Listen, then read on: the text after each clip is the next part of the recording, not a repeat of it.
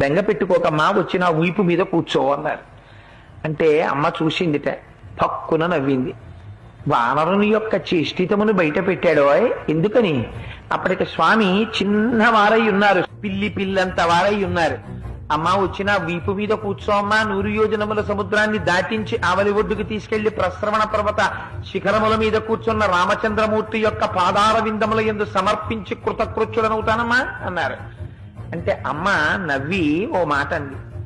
ఎంత మాట అన్నావోయ్ హనుమా, నువ్వే ఇంత స్వరూపమా, నీకో ఇంత వీప, ఆ వీపు మీద నేను కూర్చోనా, నువ్వు నన్ను తీసుకెడతావా, నీ వానర బుద్ధి బయట పెట్టావోయ్ అంది.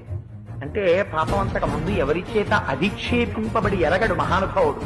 అంత మాట నేసింది అమ్మ నన్ను, ఇదే నా స్వరూపం అనుకుంటోంది, నా స్వరూపం ఏమిటో అమ్మకి చూపించాలనుకున్నాడు. మెరుమందర సంకాశౌ భవౌదీప్తానలప్రభ అగ్రతవ్యవతస్తే చ సీతాయా వనరోత్తమ.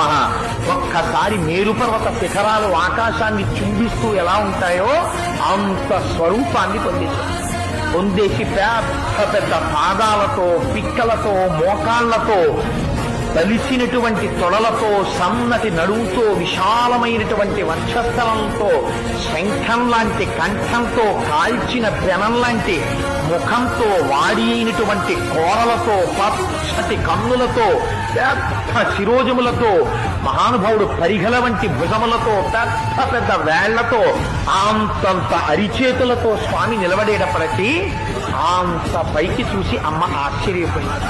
నాయనా, నాకు తెలుసయ్యా నువ్వెవరవో, 100 యోజనముల సముద్రాన్ని నీ దర్శన సామర్థ్యమును ప్రకటించి దాటి వచ్చిన రోజునే గుర్తించాను నువ్వెవరో.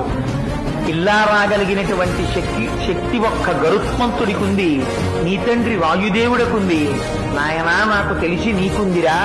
నువ్వింత సమర్థుడవు కాకపోతే రామచంద్రమూర్తి నిన్ను నా దగ్గరకు పంపరు.